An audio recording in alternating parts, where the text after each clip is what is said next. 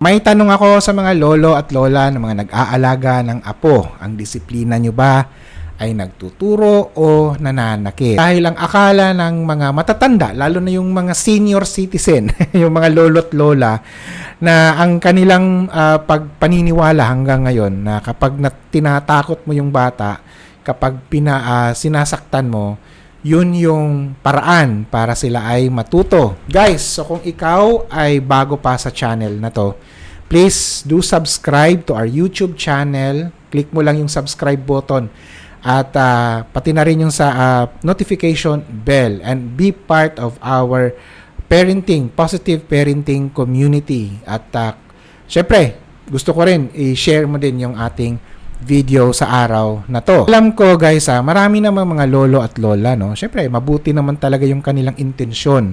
Gusto nilang mapabuti yung buhay, yung disiplina ng kanilang mga apo. Ayaw nilang lumaki na mga sutil.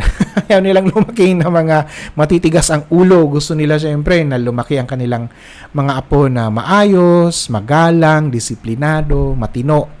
Pero alam nyo, minsan, yung mga kaparaanan kasi na mga nakagawian, na mga tradisyonal na pamamaraan, sigaw, pamamalo, pananakit, yun din actually ang mga dahilan kung bakit nasisira yung loob ng mga bata. At yun ang pag-uusapan natin sa topic na to sa araw na to.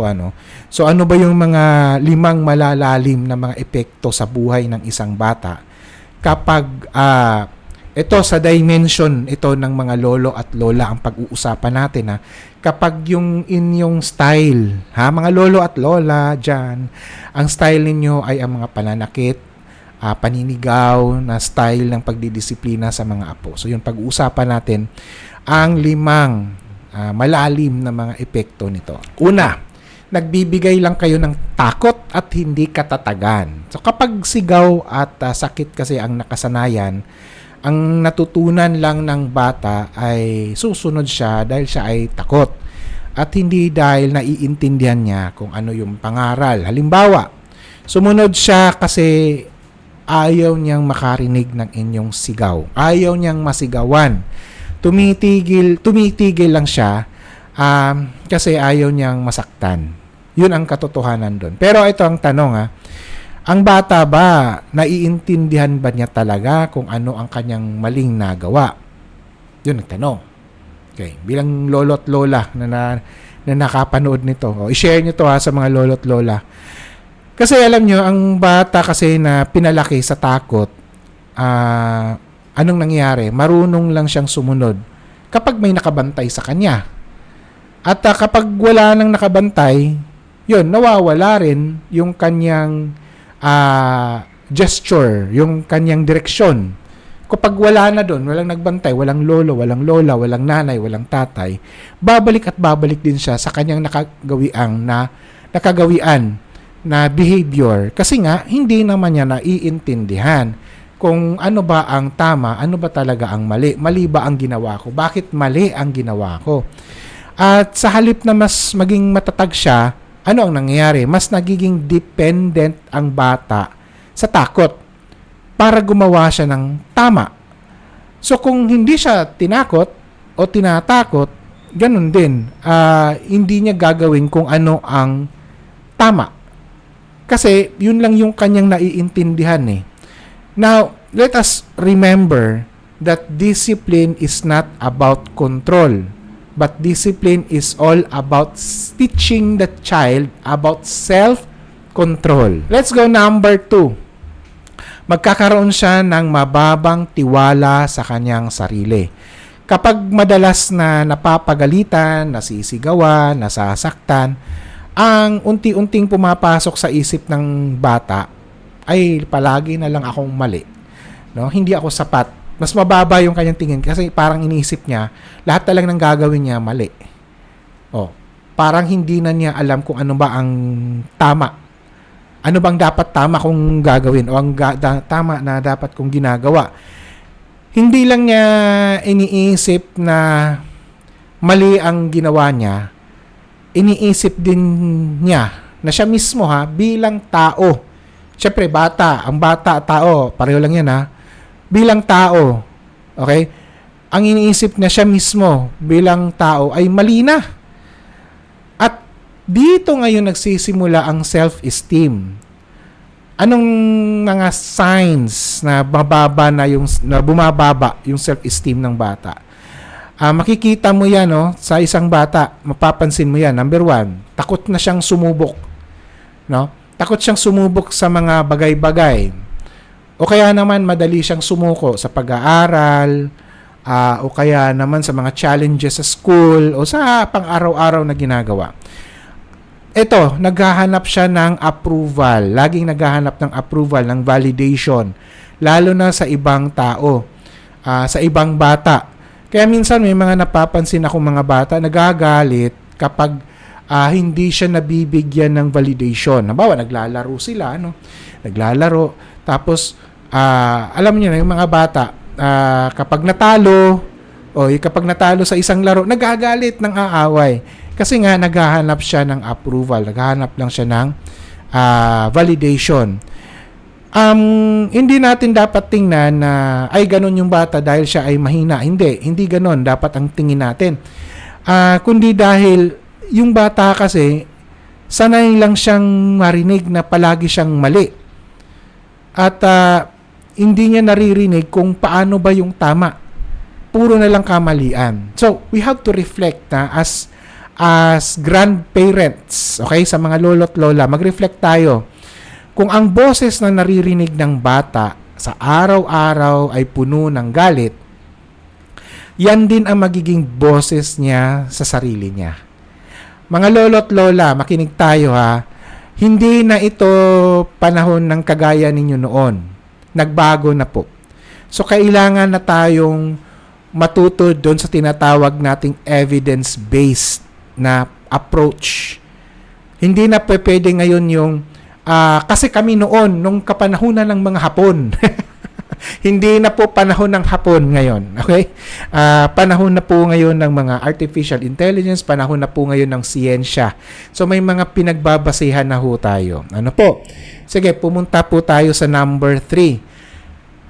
Ang isang malalim na epekto nito ay ang hindi marunong magbubukas o hindi nagbubukas ng kanyang damdamin. Teka, masama, mas mabuti nga yun, hindi nalalaman ng ibang tao. Alam niyo, ito kasi ang problema ko dyan kapag yung bata, okay, kapag ang tao, okay, dapat na ibibigay sa kanya kasi dapat yung comfort Ito ang masama dyan kapag natututo lang bata na magkimkim, yun pala, mayroon ng pinagdadaanan. Meron na palang sakit na kanyang nararamdaman. Meron na pala siyang problema. Hindi siya marunong mag-open up ng maayos. Anong nangyayari? Dito ngayon pumapasok yung mga tinatawag nating mga mental health issues o mga mental health problems. Doon lumalabas ang depression, lumalabas ang stress, yung mga ganong klaseng terminologies. Hindi ibig sabihin ito na, ngayon lang naman yan Alam ko, mga lolo't lola dyan. Nung kapanahunan namin, yung panahon ng Hapon, wala naman yan. Alam nyo po, meron na po yan. Wala lang terminology, na lumalabas noon. Pero noon, meron na yan. No? May depression, merong stress, merong mga ganong pakiramdam na. Okay? Hindi na siya ang magiging problema niyan kahit may pinagdadaanan siya, hindi na ngayon masabi. So hindi siya ngayon mabibigyan ng tama o sapat na tulong. Bakit nangyayari 'yon? Kasi ang nasa isip niya ay hindi safe ang magsabi, hindi safe ang mag-open up. Meron ng takot kasi nga yung way of your discipline is nakabase sa pananakot, paninigaw, pananakit. So, ang isip ng bata ay hindi na lang ako magsasabi kasi nakakatakot. Baka masaktan lang ako ni lolo o ni lola. So, ngayon, hindi mo ngayon maa-address, hindi mo ngayon mabibigyan ng sapat na suporta o tamang suporta at tulong yung bata para maibalik siya sa normal niya na pakiramdam, normal niya na yung mga pinagdadaanan niya ay marisolba, ika nga. Now, we have to reflect. We have to remember this sa mga grandparents. I'm talking to you. Remember this. Connection is built when a child feels safe to be vulnerable. Itatagalog ko. Ang koneksyon natin sa ating mga apo ay na-establish lang kapag sila mismo, ang mga bata, mga apo ninyo, ay nakakaramdam na sila ay safe. No? Safe sila sa kanilang pagiging vulnerable o sa kanilang pagiging mahina. Okay, let's go number 4. No? Nagiging agresibo o kaya nananakit din yung bata. Yun yung isang malalim at napakamalaking epekto. Alam nyo, marami ako nakikitang bata sa totoo lang. Ang dami ko nakikita sa amin, sa lugar namin, o kahit saan mang lugar niya, dito nga lang. Makikita mo na yung mga lolo't lola, kapag sigaw, kapag pananakit ang estilo, pang-iinsulto, pamamahiya ang estilo ng disiplina, ganun din yung bata. Marami na akong nakitang mga batang ganito. Napansin ko, ay nako, sila din nananakit, naninigaw, nang aaway ng ibang tao. Kahit nga din mismo, kahit doon sa kanilang, yung pagsagot nila sa kanilang lolo't lola, sa pagsagot nila sa kanilang mga magulang ay ganun din. Bakit nangyayari ito? Kasi hindi niya kasi alam na mali ito. Here is the problem that I think hindi ito naiintindihan ng mga seniors. Ang akala kasi natin ng mga lolo't lola, yung bata ay kapareho ng ating pag-iisip. Okay, tanggalin natin yon. Hindi, mali po yun. Yung ating kasing utak na mga matatanda, hindi lang lolo't lola, yung mga adults, no? Adults, let's say at the age of 21 pataas. Kasi yung mga 21 below, usually, ano pa yan, youth pa rin yan eh. No? Hindi pa rin completely developed yung brain. Yung mga bata kasi, hindi pa yan completely develop yung kanilang utak. Okay? Kaya sila nagkakamali, hindi sila nakakagawa ng mga healthy decisions, palagi silang, alam nyo, nakakagawa ng hindi maganda, o kaya nagagalit tayo kasi may nagawa silang mali. Kasi normal yun. Hindi pa fully develop ang kanilang utak.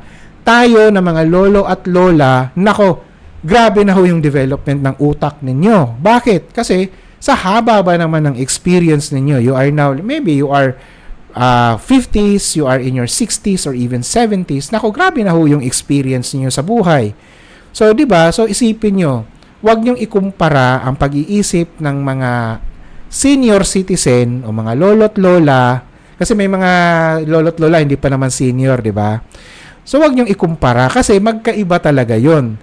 So kailangan nating isipin 'yon. Kailangan natin i-consider po ang mga 'yon.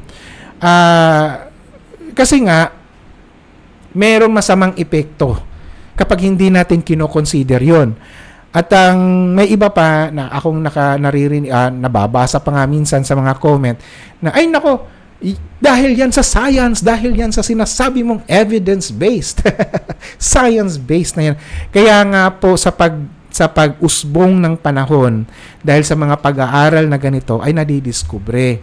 Kaya itong mga pag-aaral na to ang nakakatulong po sa atin para magawa po natin kung ano yung tama bilang mga adults, bilang mga lolo at mga lola. Alam ko, tayo mga lolo at lola, ang lagi nating favorite na narrative is marami na akong experience bilang senior o bilang grandparent. Yes, I agree. But tandaan po natin na sa pagtakbo ng panahon ay may mga pagbabago rin sa mga teknolohiya kahit naman sa siyensya. Dahil nga evolving po yung knowledge, yung pag-aaral. So ito po tandaan natin, ito yung truth, okay? Children don't do what we say, but they do what we model. So kung ano yung ating ginagawa, yun din ang kanilang ginagaya. Okay, so let's go. Number 5, walang tunay na koneksyon. Okay, mawawala yung tunay na koneksyon niya sa kanyang pamilya. Maaaring andyan yung bata. Siyempre, sumusunod, tahimik lang. Pero hindi ibig sabihin na ganun na kayo ka-close. Okay, hindi yan ganun. Ang takot kasi ay naging pundasyon ng inyong relasyon. So, basically, walang tunay na koneksyon kapag ganon. At maaari no, sa balang araw sa kanilang paglaki, dahil bibit-bitin nila yung sama ng loob, bibit-bitin nila yung ganong practice, yung ganong knowledge, yung ganong pag-intindi, mas pipiliin niya ngayon na lumayo. Kasi 'di ba, makita nyo ngayon mga bata nga ngayon, mas pinipili pa nilang hindi nila kasama yung kanilang mga magulang. Okay? Alam nyo, hindi dahil naging masama yung bata ha, kundi nagkaroon lang kasi talaga ng masakit na experience sila sa relasyon nila sa inyo. Kaya nagkaganon, kaya humantong sa ganong sitwasyon. Now, remember, this is a reality check for us, no? Sa mga grandparents. You can have obedience without relationship, but you cannot have relationship without connection. Malabo yun. So, eto, sa ating pagtatapos sa content na to, sa ating topic for today. Sa mga lolo at sa mga lola, ito tandaan natin, hindi pa naman huli ang lahat. Hindi mo kailangan na maging perpektong magulang o perpektong lolo, perpektong lola. Hindi kailangan naman ganon. Ang kailangan lang nating gawin ay ang magkaroon o maging ligtas tayo na tao para sa ating mga bata. Maging ligtas tayo para sa ating mga apo. Ang disiplina ay hindi tungkol sa pananakit. Ang disiplina ay tungkol sa pagtuturo. At hindi dapat nananakot, kundi dapat pagbibigay ng paggabay. Kaya ito ang challenge ko sa mga lolo at lola. Siyempre, andun na tayo sa edad na to, na kung saan pag-iisipan na natin, paano natin maipapasa ang legasiya, ang legacy ng ating wisdom sa ating mga apo.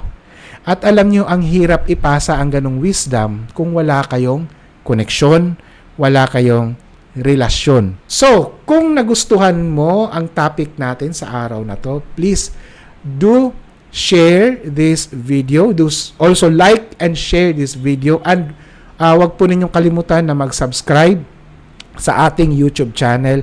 And also, paki-comment na lang din sa ating comment section kung nagustuhan ninyo, kung kayo ay may tanong o kayo ay may reaction or opinion sa ating topic ngayon. So hanggang sa muli at sa susunod nating pagkikita at sa susunod nating topic on positive parenting. Salamat and God bless.